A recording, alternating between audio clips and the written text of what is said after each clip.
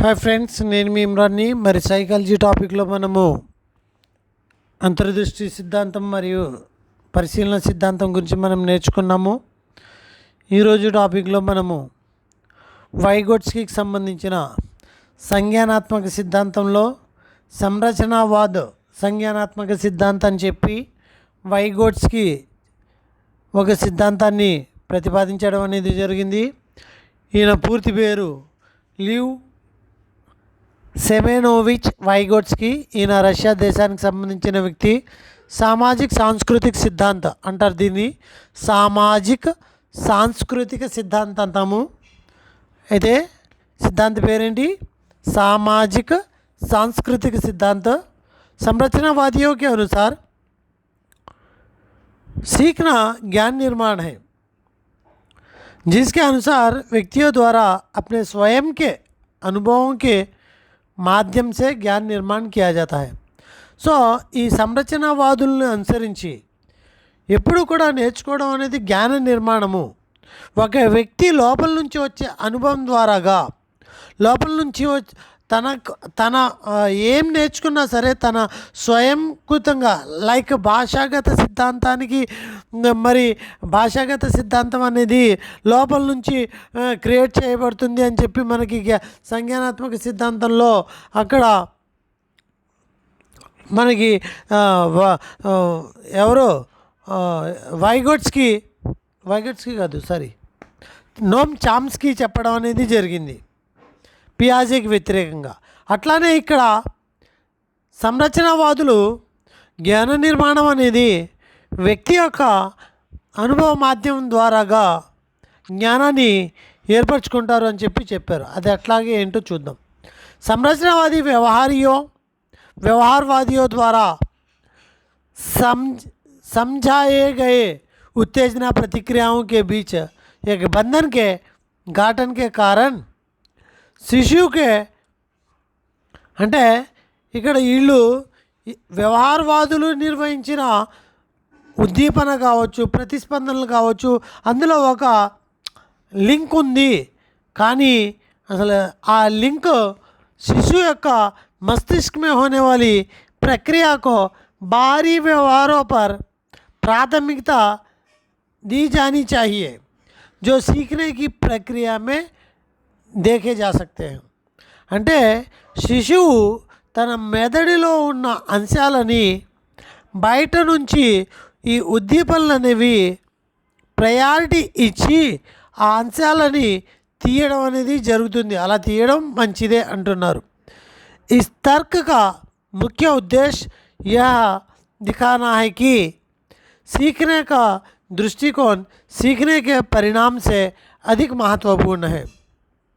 बच्चे पिछले ज्ञान का उपयोग करते हैं जो वे अपने लिए जानते हैं और वर्तमान अनुभवों के साथ नई चीज़ सीखते हैं. उसी आविष्कार को ज्ञान संरचना कहते हैं. మరి వాళ్ళు ప్రీవియస్ జ్ఞానాన్ని ఉపయోగించుకుని ఒక కొత్త జ్ఞానం యొక్క నిర్మాణానికి ప్రీవియస్ అనుభవాన్ని ఇక్కడ జోడించడం అనేది జరుగుతుంది. बच्चों को स्वयं सीखने की प्रक्रिया में भाग लेने और ज्ञान निर्माण करने के लिए शिक्षकों को सक्रिय भागीदार होने की आवश्यकता. बच्चों के लिए प्राकृतिक सीखने का माहौल प्रदान करें, तभी बच्चे सीखने की प्रक्रिया में भाग लेते हैं, ज्ञान का निर्माण करते हैं. विचार और पिछले अनुभवों को संज्ञानात्मक घटन महत्वपूर्ण भूमिका నిభాతే హే. ఈయన ఏం చెప్తున్నాడు? ఎవరికైనా సరే ఒక విషయాన్ని నేర్పించడానికి కొత్తగా ఒక అవకాశాన్ని కల్పించాలి. ఇక్కడ కాన్సెప్ట్ని అర్థం చేసుకోండి. ఈ ఫస్ట్ పేజీలో బిట్స్ పడకపోవచ్చు, అదేం పెద్ద విచిత్రం కాదు. కానీ ఈ యొక్క టాపిక్లో, ఈ యొక్క సిద్ధాంతాల్లో ఖచ్చితంగా బిట్ పడే అవకాశం ఉంది. ఒకటి, సామాజిక సాంస్కృతిక సిద్ధాంతాన్ని రచించింది వైగోట్స్కీ. మరి ఈయన ఏ దేశానికి సంబంధించిన వ్యక్తి? రష్యా దేశానికి. మరి ఈయన ఏ వాదానికి ప్రాముఖ్యత కలిగించారు? సంరచన వాదానికి. అంటే పిల్లల యొక్క జ్ఞాన నిర్మాణం అనేది పిల్లల యొక్క గత జ్ఞానాన్ని బేస్ చేసుకుని, పాత జ్ఞానాన్ని బేస్ చేసుకుని, కొన్ని అనుభవాల్ని బేస్ చేసుకుని, తన చుట్టూ ఉన్న వాతావరణంతో కొత్త జ్ఞానాన్ని నేర్చుకుంటారు అని చెప్పి ఇన్సైడెడ్ ఆఫ్ ద ఛాత్ర అని చెప్పి ఇక్కడ వీళ్ళు చెప్పారు. संज्ञानात्मक गठन उन स्थितियों में होता है जहाँ बच्चा सवाल करते हैं जो उन्होंने स्कूल में सीखा है, उसे बाहरी अनुभव पर लागू करते हैं, विभिन्न कोणों से समस्याओं का अच्छी तरह से जवाब देते हैं और अपने विचार व्यक्त करते हैं. ज्ञान एक द्वार प्रदान नहीं किया जाता, यह बनाया जाता है.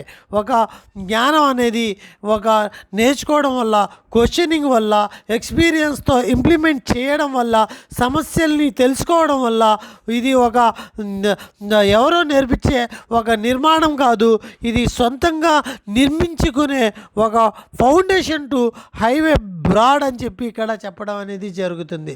వ్యావసాయిక వికాస్ కే లియే సామాజిక సంపర్క ఆవశ్యకత అవుతాయి. ఏదైనా ఉద్యోగుల్లో చేరాలి అన్న, ఏదైనా ఇన్కంలోకి చేరాలి అంటే ఖచ్చితంగా సామాజిక సంపర్కం అనేది ఉండాలి అని ఈయన ఆలోచన.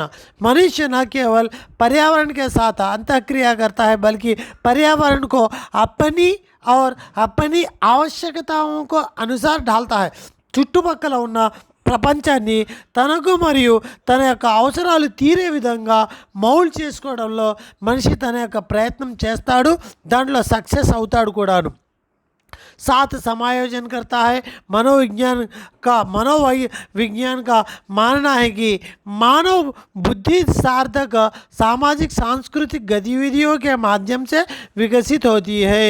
वाइगोत्स्की को प्रस्तुत माध्य अवधारणा उनका मानना है कि सामाजिक सांस्कृतिक गतिविधियों के साथ बच्चों की भागीदारी और अंतःक्रिया से उनकी सोच व्यवहार में निरंतर परिवर्तन हो सकते हैं और उनका विकास हो सकता है. సో ఈ రకంగా ఈయన టోటల్లీ మరి డెవలప్మెంట్ అనేది తన చుట్టూ ఉన్న వాతావరణంతో తనను తాను కమిట్ చేసుకుంటాడు. అంతేకాదు తన నాలెడ్జ్, తన ప్రీవియస్ నాలెడ్జ్ యొక్క ఎక్స్పీరియన్స్ని యాడ్ చేసి కొత్త నాలెడ్జ్ని నేర్చుకుంటాడు. ఇక్కడ వైగోట్స్కి యొక్క ముఖ్య విషయం ఏంటి అంటే MKO అతి జ్ఞానీ లోగ్. దీనే అతి gnani log, more knowledge occupants అంటారు దీన్నే. మరి ఈ అతి జ్ఞానీ లోగ్ అంటే ఏంటో చూద్దాం.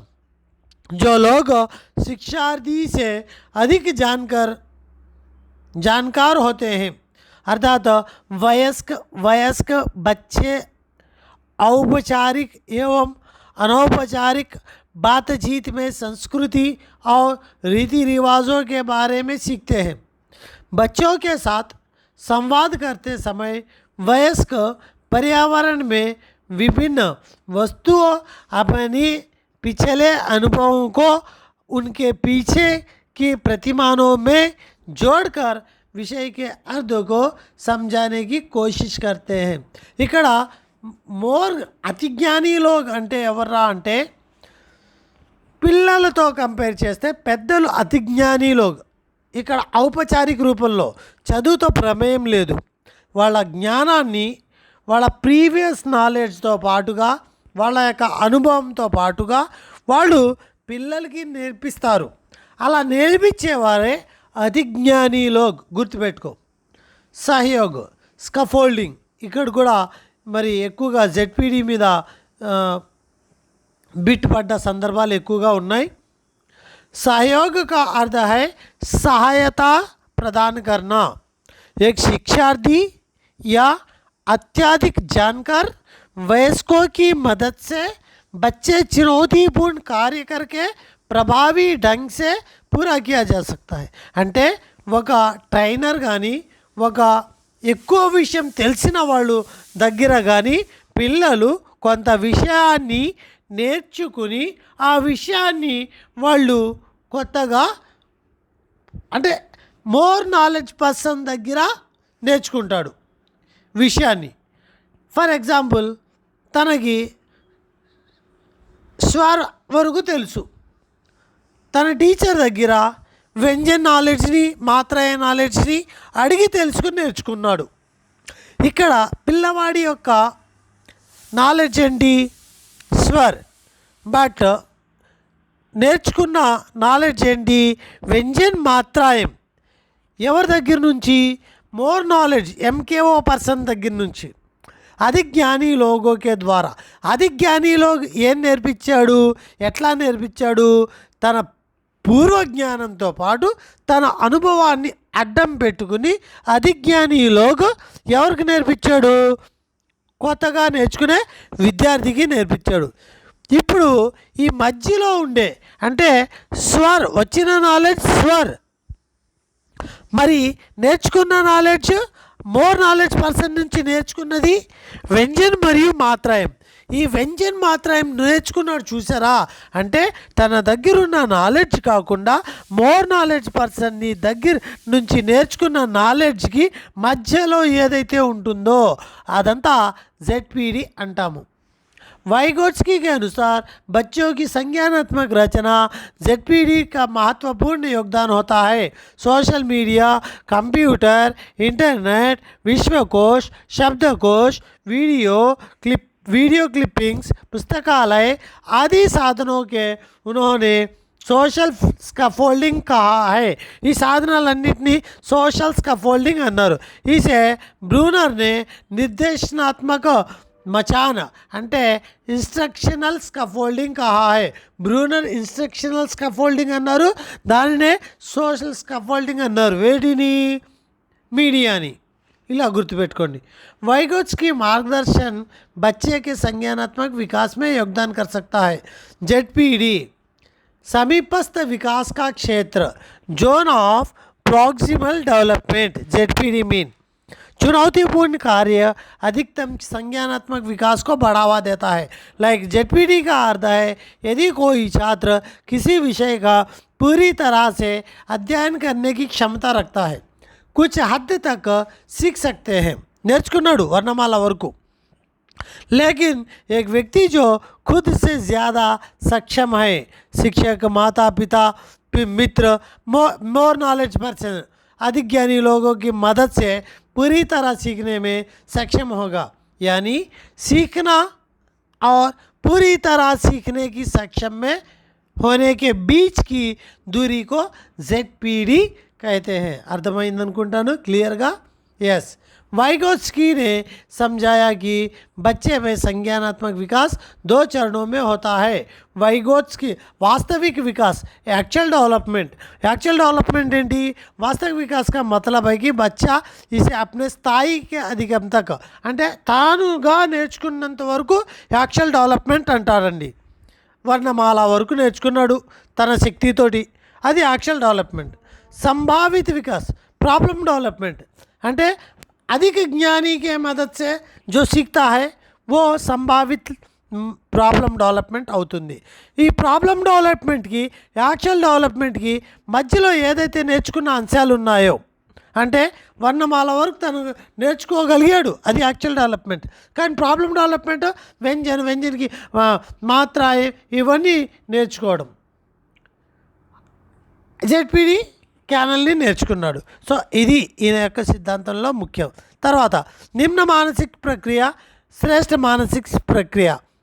మనోవైజ్ఞానిక ప్రతిక్రియాయంలో లోయర్ మెంటల్ ఫంక్షన్ అంటే ఏంటో చూద్దాం. అలాగే హయ్యర్ మెంటల్ फंक्शन ये आंतरिक क्षमताएं हैं. इस सिद्धांताన్ని అనుసరించి मनोवैज्ञानिक कारक किसी व्यक्ति को जन्मजात होते हैं. जांचना, पहचानना, याद रखना, प्रश्न करना, तुलना, जन्मजात లోయర్ మెంటల్ ఫంక్షన్స్ అన్నమాట ఇవి. అలాగే హయ్యర్ మెంటల్ ఫంక్షన్స్ ఏంటి? ఆలోచన విధానము, బుద్ధి, తర్క, సామర్థ్యాలు, విశ్లేషణపూర్వకంగా నేర్చుకోవడం, సామాజిక విషయాలు, సంశ్లేషణ కన్నా రచనాత్మక శైలి, సో भाषा అనేది संज्ञानात्मक विकास भाषा भूमिका वाइगोत्स्की ने महसूस किया। भाषा ने बच्चों को संज्ञानात्मक विकास से महत्वपूर्ण भूमिका निभाती है। సో ఈ భాషకు వచ్చేసరికి ఈయన సిద్ధాంతాన్ని అనుసరించి భాష మీద అభిప్రాయం పడ్డాడు। ఏమని? సంజ్ఞాన అంటే పిల్లవాడి యొక్క సాంస్కృతిక వికాసం అనేది ఎప్పుడు కూడా భాష మీద ఆధారపడి ఉంటుందని చెప్పారు। यदि हम सामान्य रूप से छोटे बच्चों को देखें तो अक्सर उन्हें खेलों के दौरान खुद में जोर जोर से बात करते देखते हैं। మరి పిల్లల్లో వాళ్ళు ఇండివిజువల్గా చాలా ఎఫెక్టివ్గా మాట్లాడుకుంటూ ఉంటారు వాళ్ళల్లో వాళ్ళు। అలాగే వైగోత్స్की के अनुसार आत्म मार्गदर्शन के लिए खुद से बात करते जैसे जैसे बच्चे बड़े होते हैं उनकी मानसिक क्षमता धीरे धीरे विकसित होती है और कार्य करने की उनकी क्षमता उनके निर्देशित भाषण में अधिक निहित होती है, जो एक शांत मुहावरा बन जाता है। जैसे जैसे बच्चा बड़े हो जाते हैं वे खुद को ఇవన్నీ అవసరం లేదు కానీ భాష గురించి ఈయన చెప్పింది ఏంటి అంటే ఒక సింపుల్ లాంగ్వేజ్లో చెప్పాలి అంటే భాష అనేది పిల్లవాడు చిన్నప్పుడు ఒకలాగా ఉంటాడు, ఆ తర్వాత ఎదిగే కొలది ఆ భాష అనేది స్వయంగా అంటే లోపల వారీగా మారిపోతుంది। ఒకానొక దశలో భాష లోపల అనుకుని మాట్లాడతాడు, ఆ తర్వాత కొద్దిగా అవసరాన్ని బట్టి మాట్లాడుతూ ఉంటాడు। ఇది ఈయన సందేశం। సో ఇక్కడ ఈ సందేశాన్ని బట్టి చూస్తే భాష అనేది 3 సందర్భాలుగా విభజించాడు। 1 social speech, 2 private speech, 3 silent inner speech. Social speech అంటే ఏంటి? 2 साल की उम्र में बच्चे आमतौर पर दूसरों से बातचीत करने की कोशिश करते हैं, ఇతరులతో మాట్లాడే ప్రయత్నం చేస్తాడు। वयस्क भी सामान्य परिस्थितियों में दूसरों से बात करते हैं, इसे सामाजिक भाषण कहते हैं। పెద్దవాళ్ళు కూడా సామాన్య విషయాల పట్ల ఇతరులతో మాట్లాడతారు। ఇతరులతో మాట్లాడే వికాసాన్ని 2 సంవత్సరాల పిల్లవాడు చేస్తాడు, పెద్దవాళ్ళు చేస్తారు। దీన్నే సోషల్ స్పీచ్ అంటాము। ప్రైవేట్ స్పీచ్ निजी भाषण 3 साल के कम उम्र में बच्चों में देखा जाता है। 3 సంవత్సరాల లోపు ఉన్న పిల్లల్లో ఇది చూస్తాము ప్రైవేట్ స్పీచ్ అనేది। इस मामले में భావన ఆంతరిక रहती है, ఇక్కడ ఇండివిజువల్గా లోపల అనుకుంటాడు అనమాట। यह आंतरिक भाषण कहलाता है। संज्ञानात्मक विकास के योगदान మరి ఇది 3 సంవత్సరాల వయసులోపు పిల్లలు ప్రైవేట్ స్పీచ్ అనేది ఉంటుంది। సైలెంట్ ఇన్నర్ స్పీచ్ 7 साल की उम्र में होती है। 7 సంవత్సరాల వయసులో సైలెంట్ ఇన్నర్ స్పీచ్ అవుతుంది। वयस्कों के अनुसार निजी भाषण कम होने पर मौन आंतरिक भाषा। సో ఎప్పుడైతే నిజ భాషణ లోపల స్పీచ్ ఇన్నర్ స్పీచ్ ఎప్పుడైతే తగ్గిపోతుందో, ప్రైవేట్ స్పీచ్ ఎప్పుడైతే తగ్గుతుందో అప్పుడు ఆటోమేటిక్గా సైలెంట్ ఇన్నర్ స్పీచ్ అనేది మెరుగుపరుచుకోవడం అనేది జరుగుతుంది। పారస్పరిక శిక్షణ రెసిప్రోకల్ టీచింగ్ అనేది మనం చూసినట్లయితే సో ఈ शिक्षण का उपयोग पहले सभी विषयों और बच्चों को कम अभ्यास करने वाले छात्रों को पढ़ने के लिए किया जाता है, हालांकि बाद में अन्य विषयों तथा सभी छात्रों के लिए अपनाया जाता है। సో ముందు తక్కువగా యావరేజ్ స్టూడెంట్స్ మీద దీని యొక్క ప్రయారిటీని చూపించాలి। యావరేజ్ స్టూడెంట్స్ చేసిన పనిని మరియు ఆ తర్వాత ఇంప్లిమెంటేషన్ చాలా మంది మీద మనం చూపించవచ్చు। इस पद्धति में शिक्षण 2 से 4 छात्रों का एक साथ सहयोगी समूह के रूप में एक पुस्तक की सामग्री को संवादों के माध्यम से प्रकट करने के लिए उपयोग करता है, जिसमें समूह के सदस्य 4 संज्ञानात्मक प्रश्न करना, संक्षिप्त करना, स्पष्ट करना, व्यवहारिक रूप बनाना।